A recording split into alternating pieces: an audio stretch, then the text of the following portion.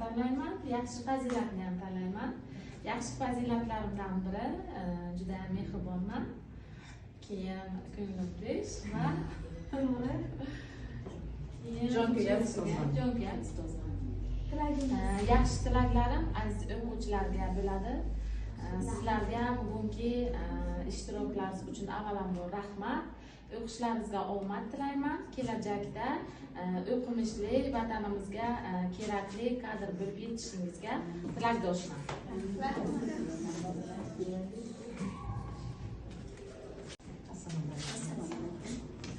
Yaxshi tilak bildirmoqchiman. Barcha o'quvchi va o'qituvchilarga bugungi smenarda kuch-quvvat tilayman. O'quvchilarimiz a'lo baholarda o'qib, kelajakda vatanimiz uchun xizmat qiladigan yetuk insonlar bo'lishlarini tilakdoshman. Mavzumiz xalq hunarmandchiligi, kashlachilik san'at. Demak, baholash tizimimiz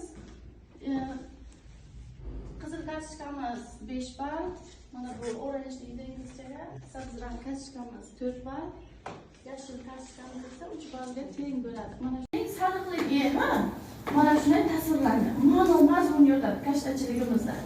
Tushundingmi o'quvchilar? Keyin kashla tikishimizda xavfsizlik texnika qoidalari bor. O'quvchilar xavfsizlik texnika qoidalarida ignani tutish qoidasini bilamiz, Ignani og'izga urmaslik, kiyimga qadamaslik, Ignani o'zini nimasiga o'sha idishiga yoki maxsus idishiga yoki qatimiz bo'lsa, qatimizga qo'yishingiz kerak.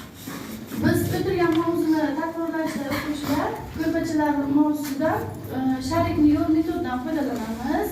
Biz videodan chiqib, chaqqonligingizni ham inobatga olamiz. Birinchi tugatgan komandaga yana bitta qizil kartochkani beramiz.